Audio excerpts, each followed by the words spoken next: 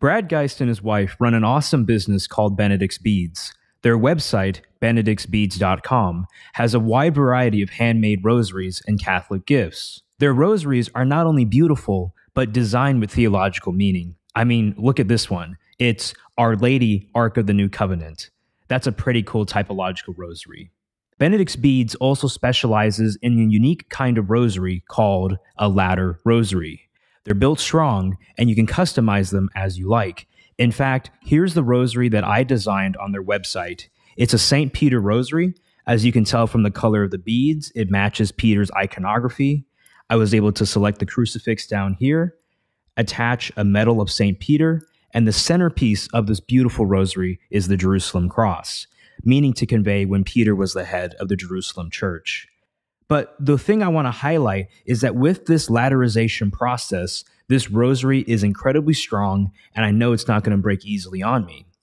But if you have a broken rosary, then Benedict's Beads also repairs them. This is an awesome Catholic business run by a growing Catholic family, and I recommend all my listeners check them out. I know I'm buying another rosary. Welcome to this episode of Intellectual Catholicism. Today I'm here with the Catholic Brothers, or the Catholic Brothers. Well, it's really the Catholic Brothers because a lot of people have really appreciated your response to Gavin Ortland on icon veneration. People were saying that like my response is a good second to yours, and that's totally fine. I love to see two brothers working on this issue. And I also want to get more attention to your channel and all the good work you're doing. So could you introduce yourselves to the audience? Yeah, sure. Daniel Alsbach. This is my brother, Stephen. So we have a background in early Christian studies, some master's degrees in that. And we decided to create this channel, the Catholic Brothers, basically to actually bring a different perspective to a lot of the Catholic podcasts that we saw out there. And different in the sense that we come up from a historical point of view. And we study history or the history of the church and historical theology. And so a lot of podcasts that we see out there are, theological podcasts, great podcasts. But sometimes the historian has something else to say and something to add to the conversation to move a conversation forward. So I think that's the kind of niche that we're in with our channel.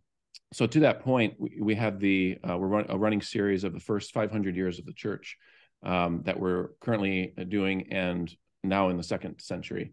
We spent a lot of time in the first century, maybe more than we thought we would, but that's how it goes, right? You just set out to do something, and it turns into something a lot larger and greater than you even expected. Yeah, and just about our background, we grew up Catholic, so we were raised in the church, and then left the church teenage years for more evangelical Christianity. Tell me if you heard this story before. Yeah.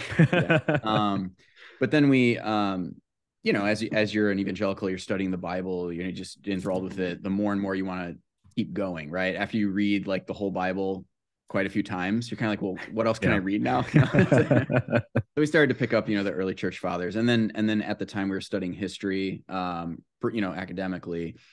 So then it just sort of all came together with like, early Christian studies, doing history, and then through that, we sort of went up the Protestant ladder in a way, and we're probably 7 or 8 years as Anglicans, until finally reverting to Rome. So that's kind of like a little bit about our background. Would you mind if I asked which institution did you both study at for your early Christianity studies? So our undergrads were at Purdue, but our grads were at Wheaton College, sometimes seen as the Harvard for Christians or the Evangelical Vatican. The Evangelical Vatican, yeah, that's a good one too. Right. Yeah, Wheaton College has an early Christian studies program. We were probably one of the first cohorts through that program with Dr. George Kalanzis. Maybe we're the second or third one. Yeah. Dr. Greg Lee, Dr. George Kalanzis. So some really great people to study with and study under.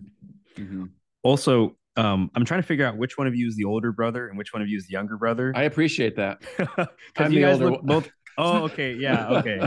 Right. Yeah. Dan, you had some like older brother vibes. I could kind of feel it, but there we go. Do I have younger brother vibes? Yeah, a little bit.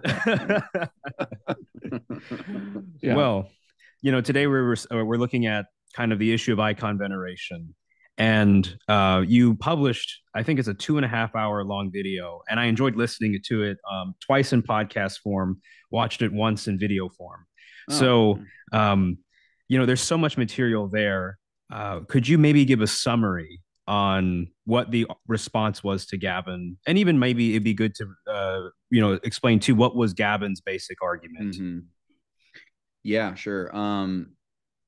Yeah, you're right. There was a lot there because it is like a 2.5 hour argument, actually. Mm-hmm. Yeah. But yeah, if we were to like kind of just draw out the architecture of the argument. So first, his view was that we have no evidence of images being cultically used in, especially coming out of the apostolic age, but in the 2nd century, and it doesn't show up until the 3rd century. And even then he would charge that it's not cultically used, but it's more for didactic use to have images in the church. And he quotes along the way a lot of kind of aniconic or even anti-iconic writings of different fathers in the pre-Nicene era, to drive that point home, that the early church was sort of aniconic. And if they did have icons, it was more for just purely didactic use. So eventually he works his way up to the Council of Nicaea II. And his main argument is that this is not a proper development of doctrine. This whole idea of venerating icons within the cult of the church, it actually represents a doctrinal U-turn. That was something that was kind of a big part of his argument. So in response, the route we went is we said, first, you have to make a distinction because there's no doctrine being promulgated or developed actually at the Council of Nicaea II.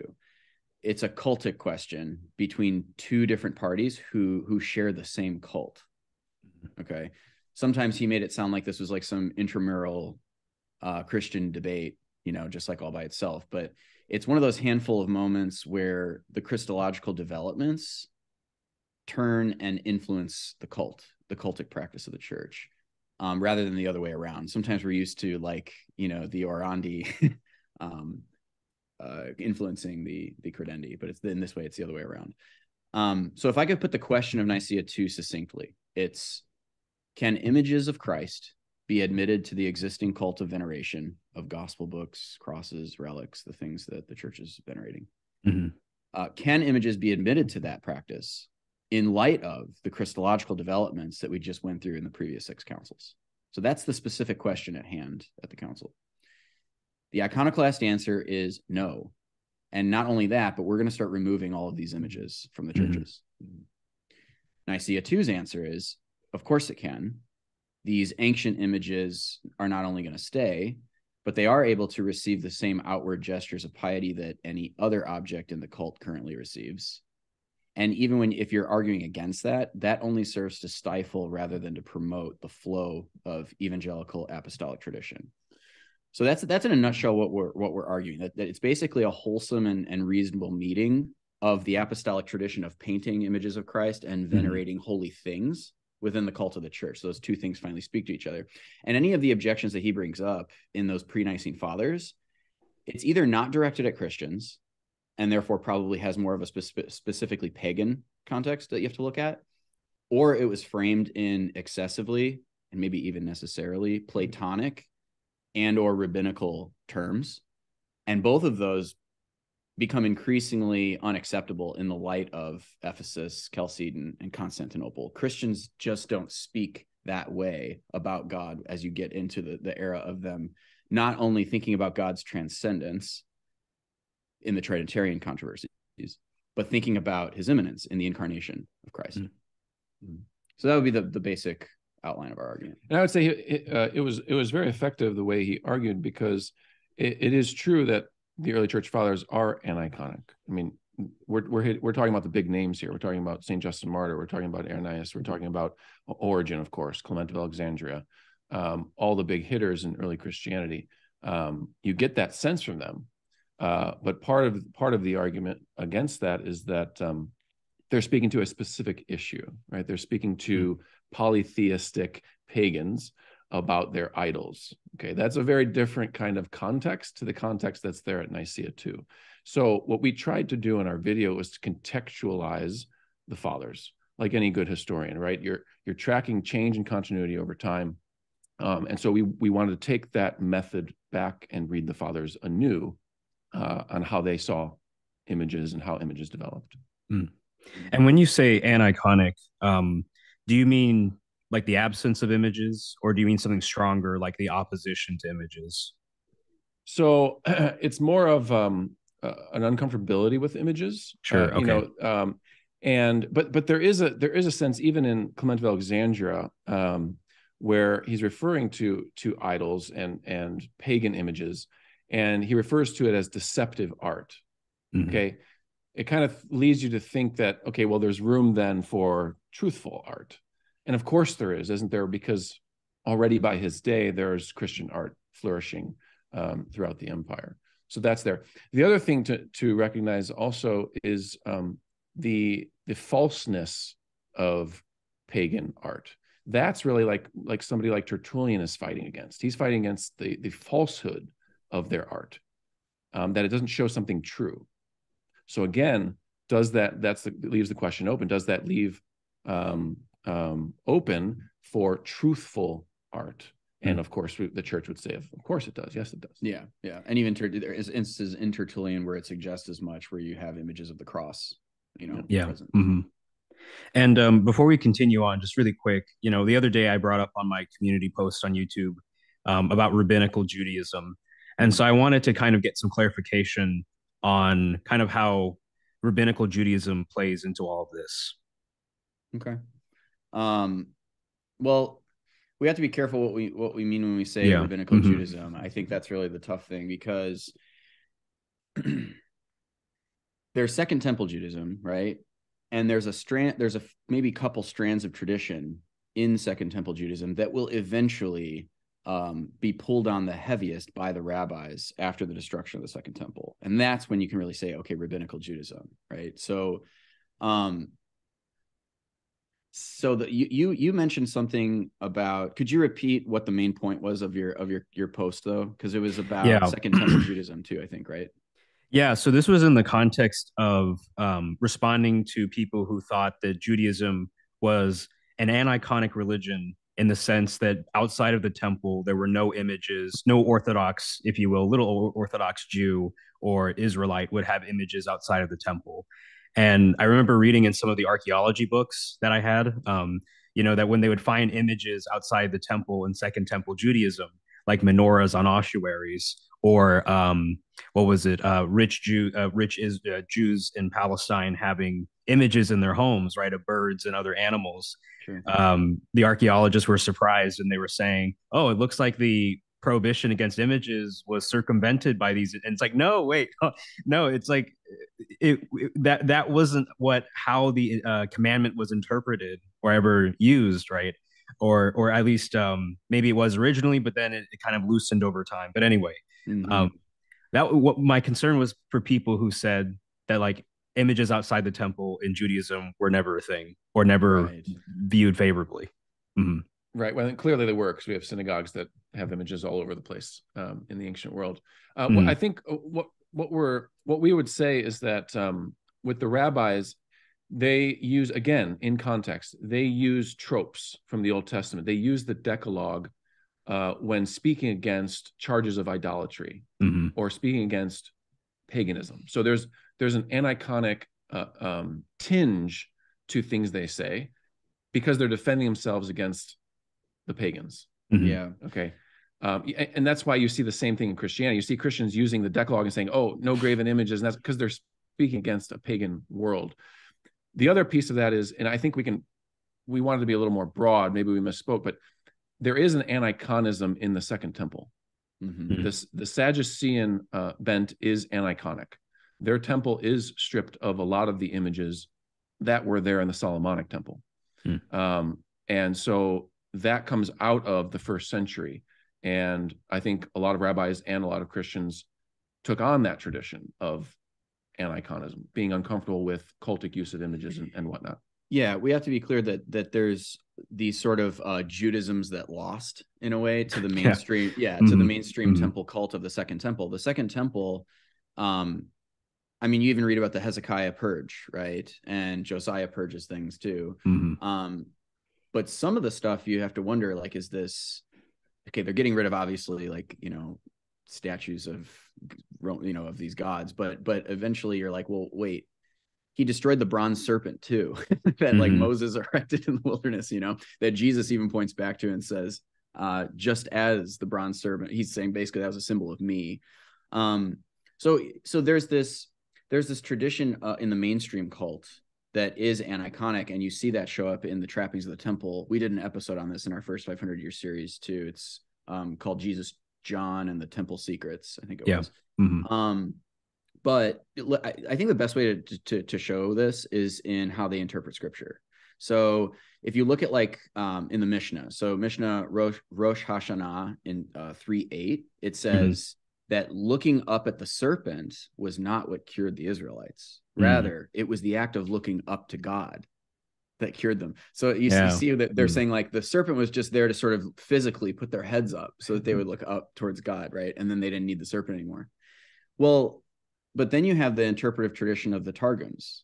So again, sort of these more interesting Palestinian variant forms of Jewish interpretation. So here's what the Targum says. This is in Yonatan on this is Numbers 21:9. Quote, when a snake would bite a man, he would look upon the bronze serpent and direct his thoughts toward God and live. See, so there's like, it's through the image that they direct their thoughts to God. And the image is originally of a throne guardian of God's throne, right? So that's why they're able to be saved from it. So that's what I mean, is that you have those interpretive moves, especially when you get into the later rabbis, that tends towards the aniconic. And we know that especially when you get like way later in Judaism's history, aniconism is pretty firmly set. Yeah, as the synagogue system grows and develops into this pagan empire, you're going to have those types of readings that protected themselves against idolatry, obviously. Yeah. First against idolatry, second against Christians. So eventually the rabbis even are now also forming the Jewish tradition in contradistinction to what Christians are doing, and Christians have images, right? So yeah, I think it's really helpful to kind of get down what we mean by aniconic, and the distinction between, or relationship between that word and iconoclasm and all that. Because like the kind of aniconism that I was responding to, like obviously that's kind of crazy because it's not like the total absence of images outside the temple, right? But this kind of discomfort, if you will, or caution, that I can see being kind of more what maybe other people intended. But, one big point that you make in your video is that the development that we see leading up to Nicaea 2, right, or even in Nicaea 2, it's not a development of doctrine, but it's a cultic development. And so I was wondering if you could unpack the meaning and significance of that distinction of cultic versus doctrinal development. Sure. Not that they're separable, but just that they can be distinguished, because they're often mutually informing one another, right? So basically, the thing about cultic development is that it can look like a U-turn.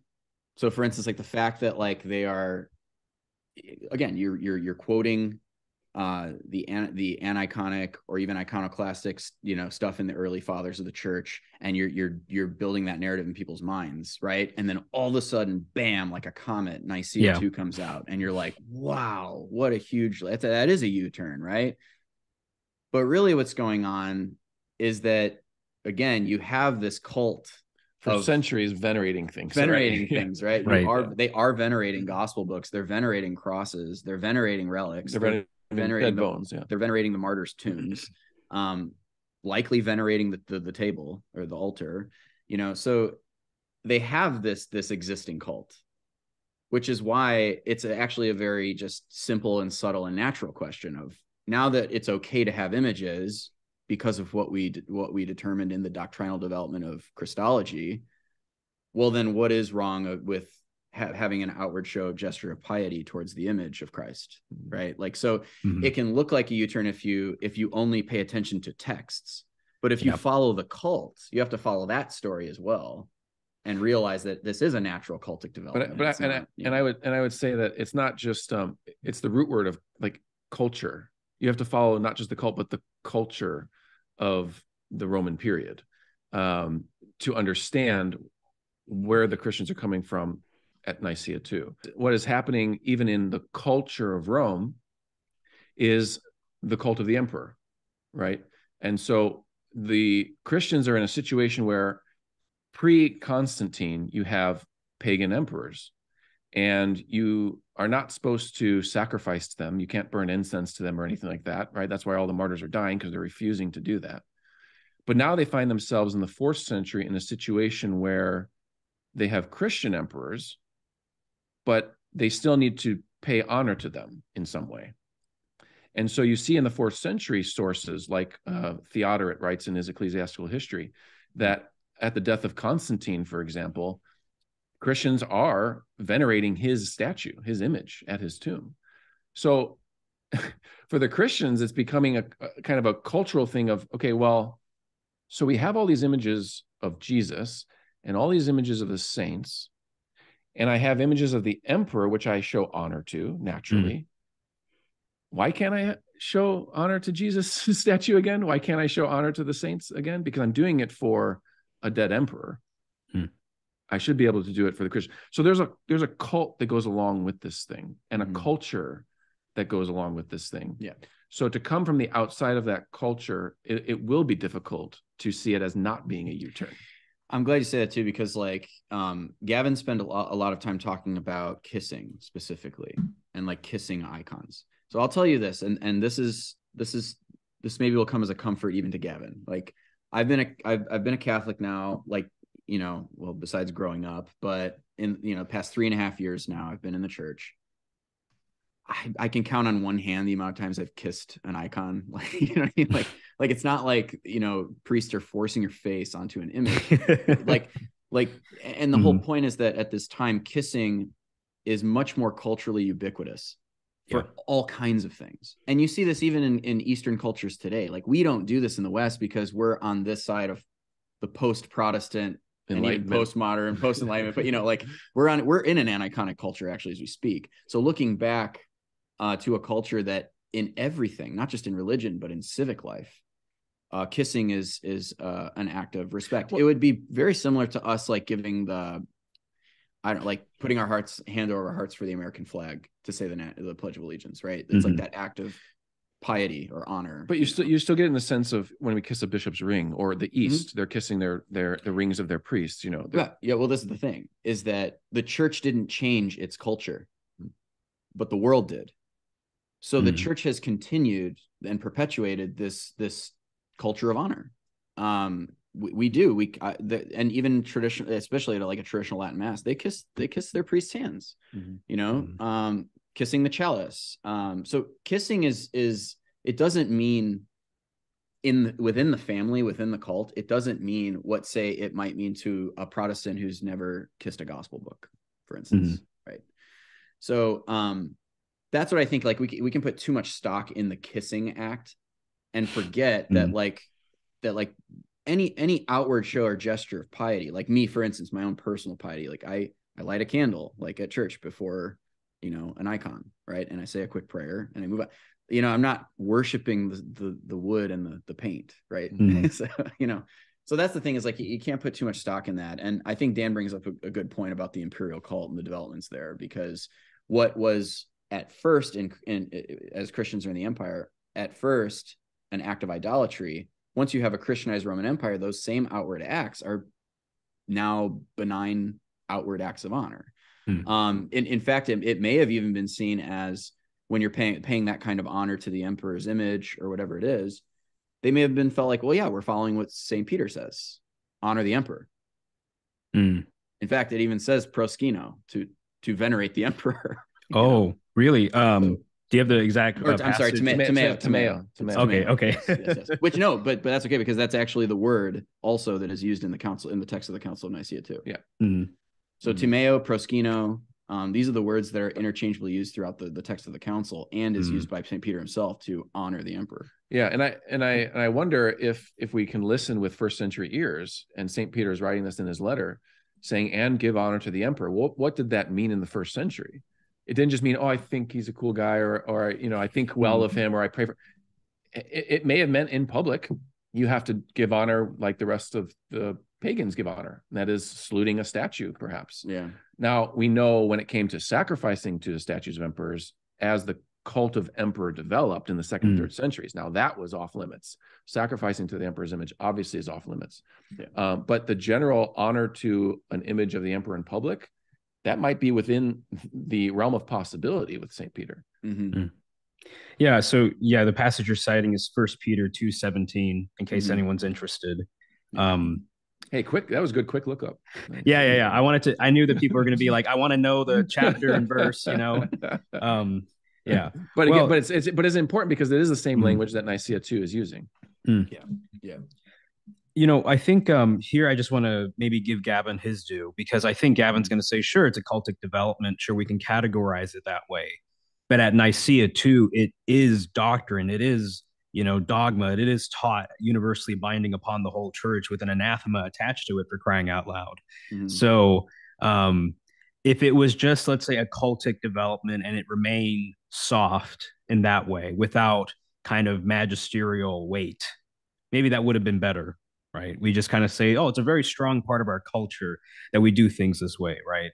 But with the anathema attached, it kind of does make it rise to something more, let's say, hard and definite. What are your thoughts on that? Like, is there a meaningful distinction between cultic and doctrinal development here? Okay, so I gave an example in our episode that I think is a good example of what we're talking about. So it's the practice of Eucharistic adoration in the Catholic Church, right? So same kind of thing.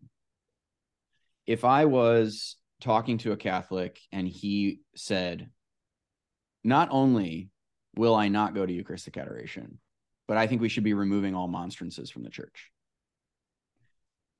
I would say anathema. I would say anathema, because what that tells me is you don't believe in transubstantiation.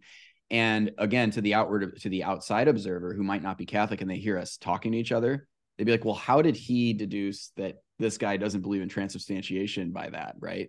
But within the family, within the cult, the family of the cult, it does mean that. It does mean that. It means that something's wrong with your Eucharistic thought, right? Yeah, I mean, the other part of that is the anathemas. Gavin does spend a lot of time on that, and I think he's personally, maybe personally hurt or affected by that. I mean, if I was being anathematized, I would be affected by that too. But again, he willingly chooses to be Protestant. So there should be no problem with being anathematized, because you choose to be a Protestant. Like if I am a Catholic and I'm being anathematized, now I have reason to worry, right? Because all we're saying is you are now put out of the church. So again, even the language of that, it sounds harsh, but it's a language that family members speak to each other for the salvation of the other's soul. Well, this is the thing. The sentence of anathema is for someone within the church. We don't anathematize people who are outside the church. Gavin himself says, I am not in the Catholic Church. Right. So all that we're really saying is you're outside the Catholic Church. And he'd be like, okay. But see, that's why. So we're kind of just saying what he already thinks. So that's the other thing, is that I did find this, not with Gavin specifically, but with a lot of people who are Protestants, fans of Gavin's work and stuff, when I would talk to them online, is that they assumed that I shouldn't agree with the anathemas. Like they just assumed that like this is a blotch that I need to explain away. I don't need to explain it away. I agree with it. I think you should be put outside the church if you think that images should be taken out of the churches because it commits monophysitism or Nestorianism, right? Like I don't agree with that. But see, that's why the anathemas are there. And to your question is that for the fathers, this speaks about Christology, right? Because and it's not just the Nicaea 2 fathers saying that; it's the iconoclasts saying that. The iconoclast argument is Christological. So when you place yourselves in the context of a Christological debate, well, yes, the anathema should be there because the cult is speaking directly to that. So again, you have a little bit of a separation there where we say a cultic development. We say that as historians. because a cultic development takes a different course than a doctrinal development, perhaps. I see what you mean. Yes. But when it comes to actually looking at Nicaea 2, obviously the cult and belief are tied to each other. Mm-hmm. You know, yeah, and you know, as we maybe get later on in the video, you do talk about kind of maybe connecting, let's say, the doctrine to the cult itself. And so I know that someone might say, well, no, I accept the incarnation and I reject the veneration of icons, and I see no problem there. So it might be worth maybe later in the video talking about how we approach that. Because I know that in your magisterial video, you do talk about that. So do you want to do that now, or do you want to just one more word on the anathemas? I just want to real quick. So yeah, let's do another word on the anathemas. Okay. Since I brought it out, let's piece it together, and then I want to focus on another argument that Gavin has. Okay. The other thing about the anathemas is the anathemas didn't just go one way. We have the Council of Hieria. This was the Iconoclast Council. So here, like Gavin did this thing where he said that he tries to nuance the iconoclast position, which I actually agree with. I don't think all iconoclasts were saying take the images out of the churches and break them. Most of them probably were, but I'm sure there's a lot of nuance there. But you can't only grant the nuance to that side and not grant it to the other. There's probably nuance on the other side too. That's how this works. I mean, look at the Second Vatican Council and the types of bishops that signed on to Sacrosanctum Concilium, right? There's a perception at the council that like, well, this is safer than that over there, right? So you might have had people who were, let's say, didactics, right? You know, they're like, yeah, the images are mainly for didactic and decorative art, but you know what? I'm not going to be removing them and smashing them like what they're saying at the Council of Hieria, right? So you have that nuance. So we have to put that aside though, because there's nuance on both sides historically when you get on the ground. Let's really just look at the texts. You have to read the anathemas of the Council of Hieria too. They're pretty harsh, you know? I mean, it literally says, if anyone shall endeavor to represent the forms of the saints in lifeless pictures with material colors, which are of no value, for this notion is vain and introduced by the devil, and does not rather represent their virtues as living images in himself, let them be anathema. So think about that. I mean, you know, this council comes first before the Council of Nicaea. So he's saying that like, well, you're anathematizing us. Well, it's like, no, the iconoclasts were the first to throw out the anathemas. Okay. So, you know, and when you're reading it too, like we're saying, like, this isn't a Protestant Catholic debate at the Council of Nicaea too. This is a Christological debate. This is a perpetuation of the Christological debates, because they're saying if you paint these images, you're not perfectly representing the humanity and the divinity. You're either going to commit monophysitism on the one hand or Nestorianism on the other. And that's when the fathers come back at Nicaea too, and they say, no, that's not true. Right. So anyway, that's a word. Okay. So then let's get into the incarnational logic then of Nicaea too. How do we go from the incarnation to the doctrine of the incarnation to the cultic phenomenon of venerating images? Do you want to take the Athanasius stuff, or do you want to? Well, I mean, yeah, I mean, you know, in our video, so the argument was that pre-Nicaea, the fathers had to concentrate kind of on the ineffability of God, and then with Athanasius, there's this refocusing in on the incarnation, of course.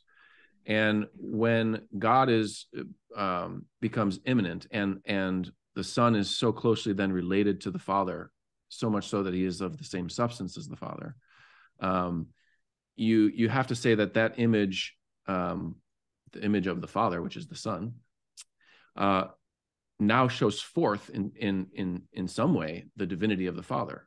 And the idea of you've seen me, you've seen the Father, now comes to the forefront of the minds of the fathers of the church in the 4th and 5th centuries. And so you're able to then, from that, have images, and you can defend the incarnation, the immanence of Christ, through an image and having it there. You know, the fathers will talk about when they see an image, they're reminded of Christ, right? Obviously. So I think with the incarnation, and this is always, we would argue that this has always been there. obviously, a focus on the incarnation, and images have always been there in the church. We would argue that from the beginning. So there was no development in that sense. Incarnation meant that God can be pictured in Christ. Yeah. Well, it also, to what we argue in our video, we called the Athanasian turn. So before like, let's say the Athanasian age, when we're no longer going to focus, well, they still did, but let's for simplicity's sake, right? We're no longer going to focus as much on the Trinitarian controversy. We're actually going to turn to how Jesus is consubstantial with us.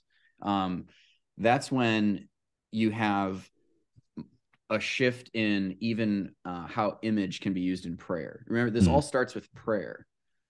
So the same guys who are writing you can't have images of Christ, or the same people who are writing against images in the pre-Nicaea 1 era are the same guys who are also saying you can't have image even in your mind when you're praying. Okay, so like that goes together. So it's not enough that we would go and look at the sources and put that inconvenient truth out and just focus on the anti-image in the cult. You have to think of the anti-image that is also internal that they have going on. Where it's like you have to get past image and get to God, right? Well, that changes, of course, because Athanasius is the one who says, no, it's this image, it's this icon, the Christ, that gets us to the Father. So image becomes friendly, in other words, as a means to getting to the incorporeality of God. You go through image. Well, that's a big theological step, a big one. And again, when you have images in the church, this whole time, and you have this cult of veneration of things, that's what I mean. It's like, that's why it's not a U-turn. It is a development. Right. These two things are, and there's only there's certain things that are standing in the way of these two things coming together. And that's what Nicaea 2 is questioning.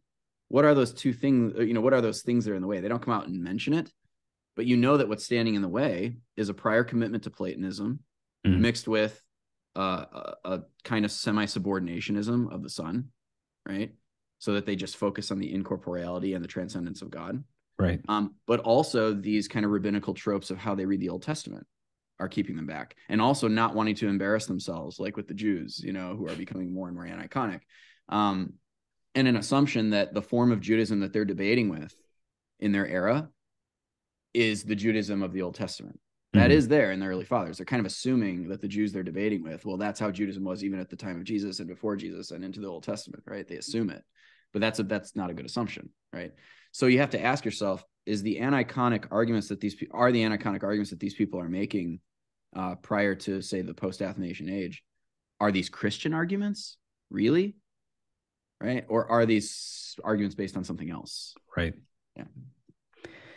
Yeah, and so all this might sound really good, but then Gavin could always say, but look what Nicaea 2 actually said. It said, to quote, I'll just some of what the council said. We all believe accordingly. We all hold the same.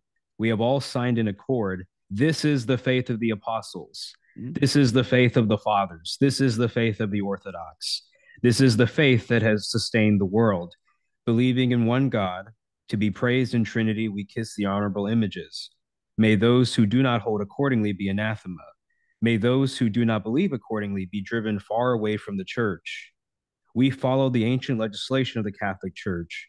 We observe the decrees of the fathers. We anathematize those who either add anything or remove anything from the church. We anathematize the intrusive innovation of the accusers of Christians. We accept the sacred images. We subject those who do not believe accordingly to the anathema. The part that Gavin's going to really focus on is this is the faith of the apostles, right? At least that's what my impression of it is. Because, one could say, is Nicaea 2 saying that the apostles literally made icons and venerated them themselves, or maybe something roughly equivalent? So what's going on here with Nicaea 2? And it's a great question. When we look back at the document, I think Steve has the quotes, but it's clear that Nicaea 2 is making a distinction between what exactly the apostles handed on to us and then the church age and the age of the Holy Spirit. And they attach the veneration of icons to the age of the Holy Spirit. And it's in that sense that we are preserving the apostolic faith, because we are preserving what the Spirit wants for the church. That's the correct reading of Nicaea 2. Well, and also remember, they're saying we kiss the images, right? Mm-hmm. We pay outward respect to the images. We don't worship them. Right. That's the faith of the apostles. Yeah. We don't commit idolatry. So you have to be careful with how you're reading that, because they're also not coming out and saying, of course you can give latria to the images of Christ, because that was on the table. That was a question. Can you give latria to these images of Christ because it's an image of Christ? And if the honor you pay it passes to the prototype, well, we worship Christ, so can we worship the image? And they said no, because it's still paint and wood. Right. So you have to be careful when you go back and read these things. You have to understand the context, because they're also, it's not just in the affirmative of this, it's also in the negative of this. This is the faith of the apostles. It's very careful. It's very subtle. And the section that is in the text of Nicaea too, that's very important, is the summary one. It's like, to summarize, we declare that we defend free from any innovations all the written and unwritten ecclesiastical traditions that have been entrusted to us. Okay. One of these is the production of representational art. Yeah, production. Production. The production, which does, in our opinion, go back to the apostles. Right. Mm-hmm.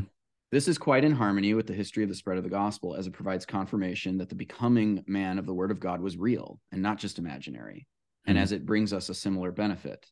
Okay, then it says this: given this state of affairs, that we receive this tradition of producing the art and stepping out as though on the royal highway. So they're already telling you, like, we're stepping out now from the apostolic inheritance and on the royal highway. Yeah. The age of the church. Following as we are the God-spoken teaching of our holy fathers and the tradition of the Catholic Church, for we recognize that this tradition comes from the Holy Spirit who dwells in her. We decree with full precision and care, like the figure of the honored and life-giving cross, the revered and holy images, whether painted or made of mosaic or other material, are to be exposed and kissed and venerated. That's it. I mean, think of it this way. Let's get out of the weeds for a second and just look at this. You have two options. There's no didactic council that took place. There's only the Council of Ieria and the Council of Nicaea too. What is this council saying? This council saying no images, get them all out of the church. You're not allowed to have any. That is an innovation. That's why they're calling them innovators. We've always had images. What do you mean? We're not going to go in there and start stripping out all the churches now just because you say we should. We're keeping the traditions of our fathers, right? Here's the other position. Keep the images. Don't worship them. Pay them general outward signs of respect that you'd pay to anything, even in the secular realm. Because any honor that you pay to it, of course, passes to the prototype. Sounds pretty reasonable to me. I mean, even the language of salutation, honor, and salute. Well, that's the other thing. It's very measured and safe language. It's very safe. You have to pay attention to the Greek as well. We can't just stick to the English, because Greek has an advantage that English and Latin and Hebrew don't have on this issue.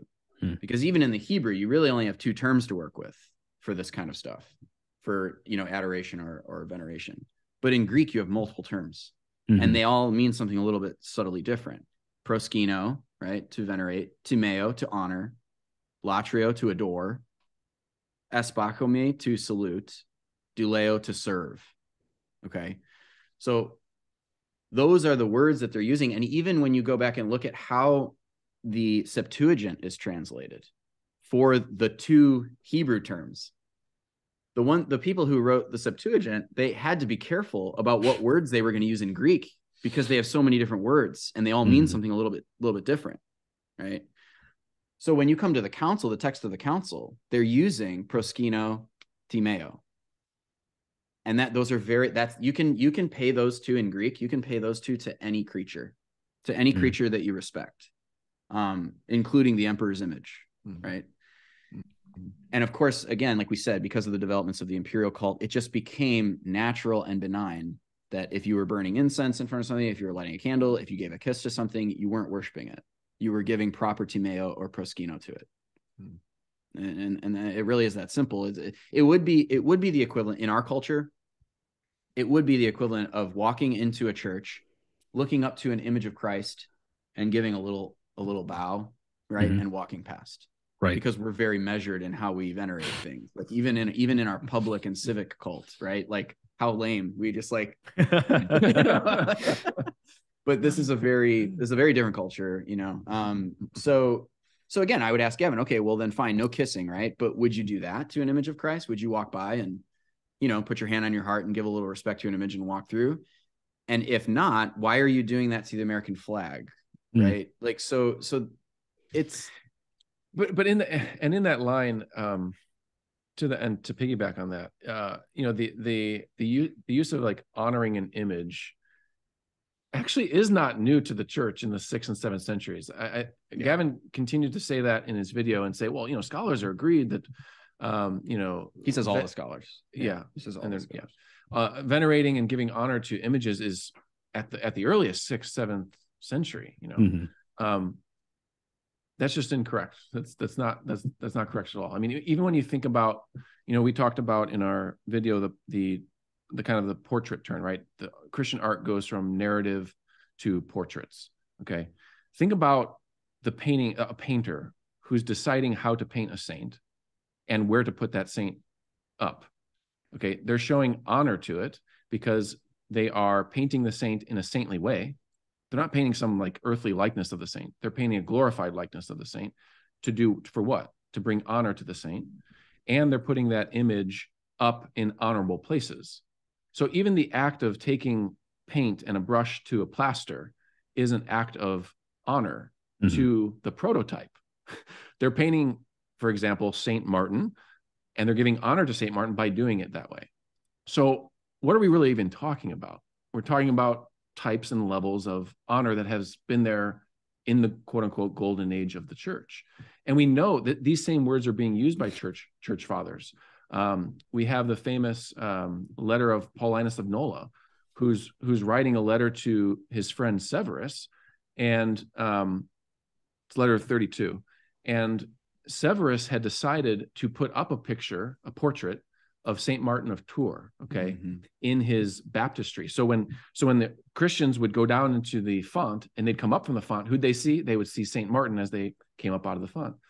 And it's in this letter that Paulinus is congratulating Severus for bringing such honor to Saint Martin. And he speaks of the quote unquote revered image of the saint. So there are multiple ways of showing that honor. One of them is painting them, to even paint them, and to put them up in an honorable place, such as in the baptistry. And so according to somebody like Paulinus, it is possible to bring honor to the prototype through an image of the saint. Yeah, you see the same thing in there's a letter attributed to Saint Basil, where Basil says the same thing to painters who are painting the martyr Saint Barlaam. And he tells them, use your paints, use your colors to bring great honor to Saint Barlaam. Okay, so that's why when you come to Nicaea too, and you're reading the text of the council, you're like, this is very measured and very comely and beautiful. And it's just putting on paper what the church had already started to do and recognized we're doing for centuries and centuries. And can we all agree that it's awkward that the church even had to do this? Like it's almost like you're having a council about like the right way to like show affection to your wife or something. And they like precisely have to go through it. But again, that's because a heresy comes first. The church has to react because it's causing a controversy. The church now has to speak, unfortunately. There's a lot of uncomfortable things, even with like dealing with Christ's nature. Like when you're going through the Christological era and you're like actually studying the history, you do get to a point of just complete exhaustion. You know, you're just like, oh my gosh, he's bringing up wills, you know? But yeah, it's, you get to this point where like, this is a kind of, it's not a doctrine like thing, right? It's more of it's a cultic question, which makes it all the more uncomfortable because it's about outward practices rather than like, you know, a precise theology of, you know, God. And I would even argue even before the 4th century, you know, we do have sources for Christians doing something with images all the way from the 2nd century, actually. You know, we would submit the Acts of John, which is seen as a Gnostic text, but most of our traditions about St. John come from that text. And it was a widely circulated text in the early church. You have in that document a disciple of St. John, Lycomedes, who basically creates a lorarium to St. John. He has a portrait painted of St. John, and he puts garlands around the portrait, and he's venerating it. in this document. Okay, now the document itself kind of frowns upon it, but it certainly doesn't condemn it. You also have Saint Irenaeus later in the 2nd century, who mentions a Gnostic sect who also has images of Jesus and venerates them after the manner of the Gentiles. Now, remember, in the 2nd century, there really is no clear distinction between, oh, those are the Gnostics and these are the Proto-Orthodox. Many Gnostics were still within the church, and the church as a school within the church. So you have a Gnostic text saying that there are Christians who have portraits of the saints and they're venerating them. And then you have a Proto-Orthodox text saying that there are other Gnostic Christians that have portraits and they're venerating them. So something is going on the ground that, yes, some church fathers are frowning upon, but it hasn't come to the whole church. The question hasn't been brought to the church in such a way that they have to give answer now. So something's going on the ground, right? The same thing occurs in St. Augustine. St. Augustine talks about in a couple of places how there are multitudes of Christians who are said to worship images of the saints and of Christ. Okay. What he means by that is what latria means, adore, to sacrifice to. He says the same thing about people who go to martyr shrines and offer sacrifices, libations. Christians have been doing that since the 2nd century, and church fathers have been looking down on it. But from a historian's point of view, what that tells us is that on the ground, many Christians are doing something devotional with sacred images. Right. And yes, there may be fathers who see it as we shouldn't be doing it, and you should certainly not be worshiping it, which means sacrifice. Okay. But again, even Augustine does not outright condemn them for honoring the images. He just says we should not be worshiping them, and we shouldn't be doing these things because it could throw off the pagans, right? And we need to bring the pagans in. They might think we're idolatrous or something. So you have these sources from the 2nd century through to the golden age of the fathers that actually do suggest that on the ground, Christians are devotionally using portraits of the saints. Yeah. Plus, you have like the cloth that is, with the King of Edessa story, right? The Christ burial cloth with his image on it. So you see that. You also see in Eusebius the erecting of a statue of Christ. Yeah, that and the portraits. It's almost every you have evidence from almost every century of multitudes of Christians doing something devotional with sacred images. And again, we don't care if the church fathers don't like it. Like, that doesn't matter to us. What matters to us is the opinion of the church. And we always say that to each other, like it's better to be in communion with the fathers than to always agree with them. Okay. That's what's important. So when the question of venerating images is posed to the church, that's where we're listening. Okay. And that's what's important. That's what Nicaea too is doing.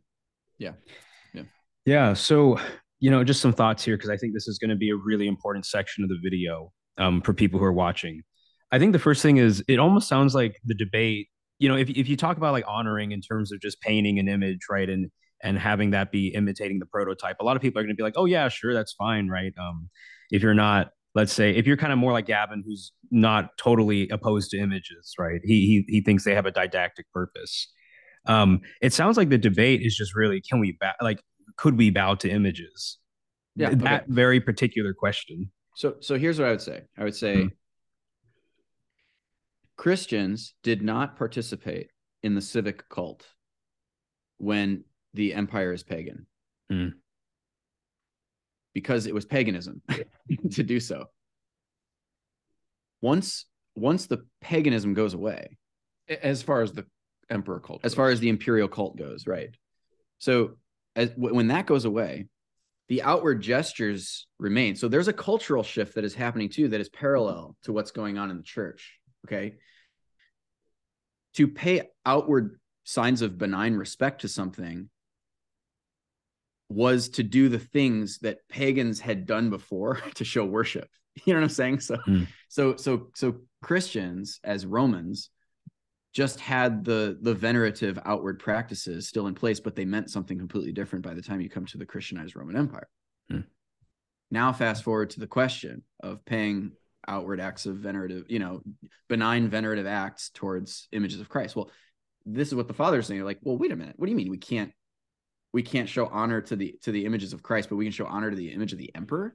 And you know what's hilarious, actually, when you look at the Council of Iria, at the end of it, they actually start venerating the emperor. So they iconoclast. This is what they say: the Holy Synod cried out, "Thus we all believe. We all are of the same mind. We have all with one voice and voluntarily subscribed. This is the faith of the apostles. Many years to the emperors. They are the light of orthodoxy. Many years to the Orthodox emperors. God preserve your empire." It's like, so there they are in the Iconoclast Council venerating the emperor. So here, this is the thing. If Gavin doesn't want to pay the outward signs of respect that were common at the time of the Council of Nicaea too, fine, okay. I think he would be perfectly fine if he was a Roman Catholic and he walked into the church and lit a candle before an image. He doesn't have to kiss anything, and he'd be totally fine. I mean, you know what I mean? That's what I mean, is that it's just the only thing that he can't do is go around and telling people you can't do that, right? So that's what I mean. I don't so they're not bowing down to images in the pre-Christian era for obvious reasons, but they are doing it here and for obvious reasons, right? But you have to follow the narrative, and that's why history is so important in this whole debate, because you can totally just quote texts and demonstrate that this comes out of nowhere, but it doesn't come out of nowhere. It comes out of a whole culture and a whole debate that even transcends Christianity. I mean, the whole debate about the place of image in religion, I mean, that spans all cultures, all times, all places, so that it's not just some intramural Christian debate about what the Bible says. Right? This is a much bigger question that takes a lot of cultural elements into account. Yeah. And just before we move on, just to be clear, right? When it says the faith of the apostles, it doesn't mean that the apostles necessarily made and venerated icons. No, we're being clear. Yeah. No, yes. It doesn't necessarily mean. However, as Catholics, I hate to do this to you, but I wouldn't bring this up in a debate with Protestants. So Protestants, earmuffs. Okay, this is only for my Catholic friends. I do believe that the Shroud of Turin is authentic. Okay? Oh yeah, and so I do believe that the apostles we're venerating an image. I do believe that the apostles preserved that image for a reason, and I do believe that there was an inherited tradition of paying respect towards it. So, I will say that, but I will now Protestants take them off now. Yeah. Well, before we get to the last few questions too, I just want to also maybe bring something else to the table, which is I think what Gavin wants within his system for him to have anything attached with an anathema on it, to make it something that is, so insisted upon by a council, is that somewhere in scripture, you would see it very nice and neatly laid out in the Bible. Maybe the apostles, you have a passage where it says St. Luke went to his basement, made an icon of Mary, and something like that, right? It would be, that's kind of almost what I think he would really want and thinks needs to be there, right? I would really want St. Paul to say that God's a triune God. I'd want to see that too. Yeah. And does he really want to? I mean, the question would be do you really want to go down that route with Protestant practices? You want to show me in the Bible everything the Protestants are doing, so that's just, listen, that's why we don't do apologetics like that. We don't do that. We do historical theology and we stick to that just because that's when an argument becomes extracted from history. And to me, that always gets us into mud and it becomes an endless tit for tat. And I think it's you have to put that aside because history is the great equalizer. History challenges everyone to think a little deeper about these things, and to actually come to common ground. You see how if I was talking to a Protestant about these things, I really do feel if we're going through the history together, they could be well, I see that. I mean, I see why the Council of Nicaea is saying that then, right? But if he wants his scriptural stuff, it's a Protestant hermeneutic, right? So why can't I bring out a Catholic hermeneutic? Yeah, because how you're reading scripture or how you're wanting scripture to speak to you is not how the church has historically wanted scripture to speak to it. Yeah. So you can't use a Protestant hermeneutic against me or a Catholic hermeneutic. Well, I would use the church, including the church fathers, has always said that there is a written and an unwritten tradition that we hold to. Right. Well, I could also bring out ancient Israelite hermeneutics then, right, of the Old Testament. Like the Targum passage I just quoted, that's literally paying honor to one thing and it passes to the prototype. I mean, right. He's literally saying like, look up at it and then it directs your thoughts to God. So you keep it in place for that reason. Right. But on top of that too, even if you go back to Abrahamic religion, like the erection of sacred stones, everywhere that Abraham met God, he erected sacred stones. Mm-hmm. I mean, I hate to say this, but I mean, paying outward signs of respect and honor to these sorts of monuments was normal for the vast majority of Israel's history. It's only when the symbology started to change, when you get into the Hezekiah era, the symbology actually did change, where they started to think of these sacred stones as pagan sacred stones and dedicated to those gods and started to worship them, which is why God was pleased that they were destroyed, right? Because it was better that they be destroyed at that point. But prior to that, the assumption is that they were doing the same thing that Abrahamic religion had always done. So, I mean, again, even if he wants the biblical argument, you can go that route, but I just don't know how profitable. I don't know how profitable it would be. Well, let me see here. When we talk about, it being the faith of the apostles, maybe if I can use an analogy for anyone in the audience, it'd be something like, when Father George, this is really nerdy, but so brace yourselves. But so Father George Lemaitre, right, when he came up with the Big Bang Theory, he looked at Einstein's theory of general relativity and saw, well, if you run the clock back, then you would get to the singularity, or this cosmic egg, as he put it, right? And then Einstein was like, no, how'd you get there? And it's like, well, no, it's in your theory. It's there. You could say this is general relativity, right? Even though it wasn't, let's say, explicitly immediately recognized as such within Einstein's own time, So you could say it's the faith of the apostles in that it is the proper synthesis of the doctrine with the cult. I think that's the point that you're making. 100%. Yeah, okay. Absolutely. All right. There we go. That was the long way around. We could have just said at the beginning and not had the interview. All right. Yeah. So let's just get to just a few more points here. And, if you want to cover anything else, you just let me know. Okay. I'm trying to figure out like how I should tackle this. Maybe what I'll do is we'll just go into right now, because you've already talked a little about the history of art and Christian life and liturgy. We've talked about the veneration of saints, relics, and places. Maybe if there's anything you want to add there. But I know that right now your conversation with Gavin is ongoing, and Gavin has published a recent video in response to a lot of other videos that have been made. And so I'm wondering, where would you like to see the conversation go? What do you think is the next phase of the debate, if any? Where do you see the debate right now, even? Me, you. Well, I mean, we didn't. Some of the things we brought up here about the 4th century, Augustine. I would like it to go there. I think because, and it's interesting. He doesn't really bring up Augustine a lot, but you would think he would, because Augustine has these tendencies towards not liking images very much.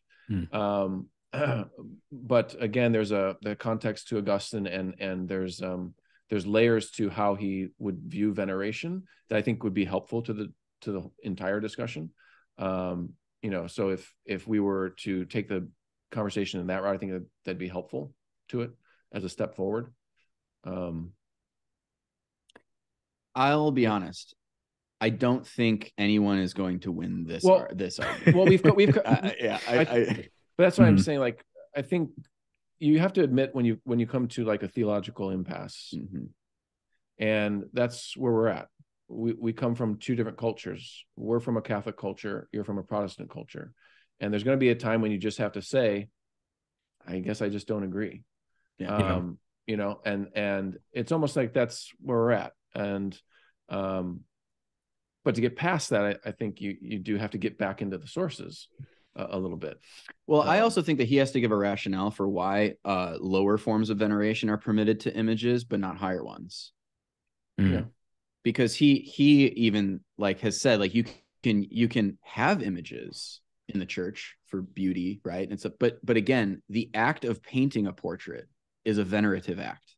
That in and of itself is venerative. Right. So why is that okay? Okay. So now you have that. Why is it okay to take that image then and put it up in a church where the liturgy happens, or where, the service happens? Why is that okay? Because that's an act of veneration. Even climbing the ladder to go and put it up there is an act of veneration. So why is that okay? is it dangerous, perhaps, like in these Anglican and Lutheran churches where you have an image of Christ up there at the same time that this sacred act is happening of the liturgy? I mean, are we not opening people up to idolatry to be gazing at the image and of Christ while all of this sacredness is going on, and then be tempted to idolatry, right? So like, why is that okay, right? Why was that okay for some of the reformers? I think he needs to give an account for why certain types of veneration of image is okay, but others are not. I guess I would also say I agree with that, but I would also say I don't think we heard a defense of our reading of the fathers in how they approached idolatry, in that they were using Platonic understanding of God and a Platonic concept of God. I don't think Gavin ever really challenged that at all in any way. So I would say that would need to be addressed as well. Yeah, I'd like to see him not take the apparent aniconic or anti-iconic language of the pre-Nicene fathers at face value. I want to see him engage with like, well, yeah, but is this Platonism or is this Christianity that's causing it this way? I want that to be the focus too. But I think that if we're honest with each other, this is really at the end of the day about ecclesiology. Yeah. So like, I mean, we can do this, and I think it's a good exercise, and I think it's a great thing to come to an impasse in the argument, which I hope that we arrive at, where it's like, okay, guys, the arguments have been laid out. You just have to choose, which one sounds more reasonable to you, and then move on to the next thing. That's part of it, because when we were Protestants, and this is not a knock on Gavin, when you're Protestants, you do get to pick and choose. It's a lot harder to be a part of the Catholic Church because you don't get to pick and choose. And so as a Protestant, you're able to say, oh, well, I agree with Nicaea, I agree with Chalcedon, but I don't agree with Nicaea too. That's convenient. And I guess you're able to do that. But we're not. Okay. Right. We accept the whole thing. So you have to get away from like wanting to pick and choose. I think even Stephen, you said in our video that Gavin's probably uncomfortable with referring to Mary as the Mother of God. Well, Gavin wrote to us and said he's actually not. He actually refers to Mary as the Mother of God. And that was like, oh, really? Because I've never met a Baptist who says that Mary is the Mother of God. I even looked up Baptist like statements about that, and all of them said we refer to her as Mother of Christ, Mother of Christ, Mother of Christ. And I don't know what his denomination is. Like it's First Baptist is the name of his church. I don't know what denomination he falls under technically, but every Baptist statement I was looking at was saying Mother of Christ, Mother of Christ. So that was something that I don't know was significant to me. Like, I don't know if anyone else in his denomination would say that, right? So that's very convenient. So you can call Mary the Mother of God, and that's okay, but anyone else is going to be saying Mother of Christ, So that's another reason why I said his problem, or at least the Baptist problem, would be with the communicatio idiomatum first. Let's deal with that. Can we say God died? Can we say God bled? Can we say God was born? But to the point, what I'm trying to get at is that is ecclesiology. That this is why we do submit as Catholics to a higher authority, because we don't want to pick and choose religion. Yeah. We believe that Christ gave us the church, and the church is going to have the authority to decide on things. And so we submit to that authority when the church comes together and decides on something. The pick and choose religion, where it ends up taking you, and we experience this as Protestants, where it ends up taking you is to your own religion. You create a religion of your mind. So for example, I'm not saying Gavin's doing this, but what I am saying is that, for me, this happened to me where, oh yeah, I accept what Augustine is saying here, but I don't accept what he's saying here. Or I accept that this council says that it's the Mother of God, but I don't like what's happening over here with this. Maybe I'm a little more Nestorian than I think, right? So you can do that as a Protestant. I was an Apollinarian and I didn't know it. He was an Apollinarian. He didn't know. Yeah. Yeah, I had no idea. I was like, he was a word flesh guy. When I read about Apollinaris for the first time way back in the day, I was like, wait a minute, that's me. No, the funny thing was, I was like, man, this guy's great. And then, and then I came to the council, and then again, you had to go through all the arguments, and it was like, holy cow, I thought that all my life, See, to me, that's the more dangerous route. It's not. The danger isn't that we're going to fall into idolatry if we venerate icons. The real danger is creating our own religion. Yeah. And that's what I would be fearful of, and that's what I was fearful of as a Protestant. Mm-hmm. Yeah, well, I mean, you guys, I think you really knocked it out of the park, and there's a lot here for us to still think and chew on. But before we end the episode, is there anything else that you want to mention in the course of the argument, or other points that are really relevant to bring up? There is one thing that was missing from our video that I wish we would have talked about a little bit, and that's Philo. We wanted to extend it 3 hours, but we said, Yeah. We didn't talk about Philo, and I think that's very important because he obviously, you know, he put a lot of stock in the Alexandrian tradition, with like the Gavin. Yes, yeah. Clement of Alexandria and then Origen. But Philo is in the background of all of that. And Philo is interesting because he's this mix of Judaism and Platonism, right? And they're just drinking that in. I mean, Origen, far from being an enemy of the Jews or something, I mean, he is a friend of the Jews, and he's some of his closest friends are rabbis. Like he's having a great debate among them, and they're all kind of Platonists, you know, in this area. But again, like it's also from that context that arises Athanasius, you know. So I wish we would have talked a little bit about like the Philo thing, because sometimes people will just think like rabbinicism over here and then Platonism over here, but like sometimes you also have this mix of it, and Alexandria is a hotbed of it. So a lot of his I don't want to say proof text, but you know what I mean? A lot of his quotes are coming from that area, you know. And it's like, well, yeah, but there's a lot going on there too. That doesn't necessarily say the mind of the whole church. And he also says in there too that like Origen, you know, people are saying, oh, he's a heretic, so don't listen to him. But again, we're listening to Origen so that we can see what's going on the ground, right? And he's right. That's a good historical method. And the apologetic, you know, the Catholic apologetics that we're going in that direction, that's the wrong way to go. It is right to listen to what Origen is saying about what's going on in the churches. But here's the problem once again. Origen is contextually in this area. You know what I mean? So you have to take that into account too. But so yeah, Philo would have been a good thing to talk about a little bit and get into that. I don't know, like, is there anything else that we missed? No, I just would have I would have dipped deeper, like I said, into St. Augustine. Oh yeah, St. Augustine. Yeah. Yeah, the last thing on my mind, sorry to bring this up again, or to bring it up, but when you mentioned Daniel, when you mentioned the impasse that we have to acknowledge, I think that I mean, you know, within a Protestant framework, right, what you would want is for all of it to be in Scripture, and at least to some extent be fairly, you know, within perspicuity, quite clear, right? And this is one of those debates where you can try and do that synthesis from Scripture, but then, you know, that would be using then already the Protestant framework. Whereas as Catholics, we don't have to begin from that framework or try to, you know, appeal to Gavin as if Gavin is the final authority that we're trying to please, you know, in this debate, exactly. Right? Yeah. So, I don't know. I think, you know, some people might be disappointed with that answer, and they'll just be like, oh, well, you know, we had all these sparks flying and all this exciting research, and now you're saying there's an impasse at the end. That's where it's headed, though. I think if we wanted to continue the debate, though, like to keep it going, I think Gavin would benefit a lot because he wants like more of a biblical based discussion. Maybe, you know, maybe let's talk about like the principles of the Bible now in this. I mean, he's playing on our turf, right? When he goes to the history, which was great. Like that's why it was such a great video, right? His first video, because he's like, I'm going to go play on Catholic turf and argue under their principles, you know. That's why it was great. But that's why we give our response to like why, you know, this isn't how you play on our turf. Right. But if we were to run onto his turf, I do think that like he would have to be kind of armed with more of like the research of like a Dr. Michael Heiser.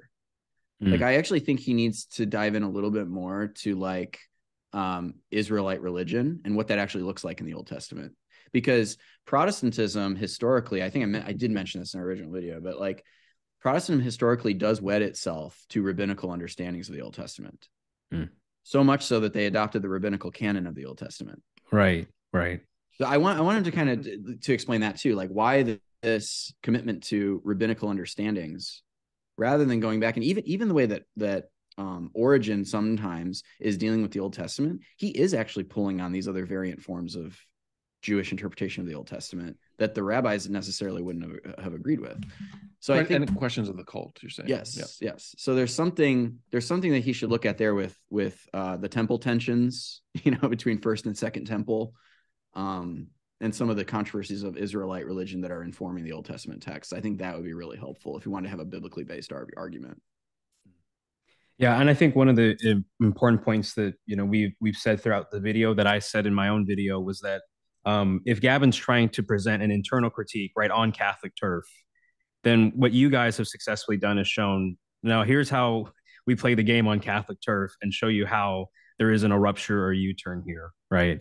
And then now we're kind of getting into the other question, which is, well, what if we try to play on his turf now? Yeah. But I mean, that's an interesting question for another time. But to the Catholic brothers, I appreciate you having you on. And I think it's really interesting to have like both of you on, because then let's say one brother says something, then another can pick up on it, and it's just really constantly interesting and a lot of fun. So I enjoy it. I enjoy it a lot. I didn't even recognize that like an hour had gone by until I looked at the clock. So.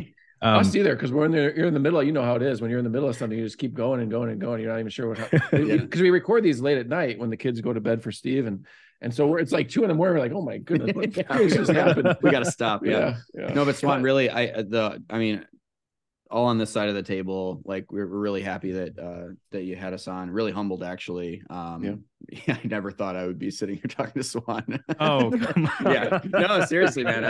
It's pretty awesome. So I really appreciate it, and I look forward to collabing in the future too. Yeah, and so you're on podcasts. You have a YouTube channel. Anywhere else where we can find your work? No. Those two, we have careers, we have day jobs. The dream is to eventually get a website going where we're able to blog a little more. Like just little thoughts that we have on certain things. But for right now, it's the YouTube channel and the podcast. Yeah, Instagram too. We post on Instagram. Instagram. All right. Yeah. Well, gentlemen, thank you so much. Thanks a lot. Thank you. Appreciate it. We'll see you.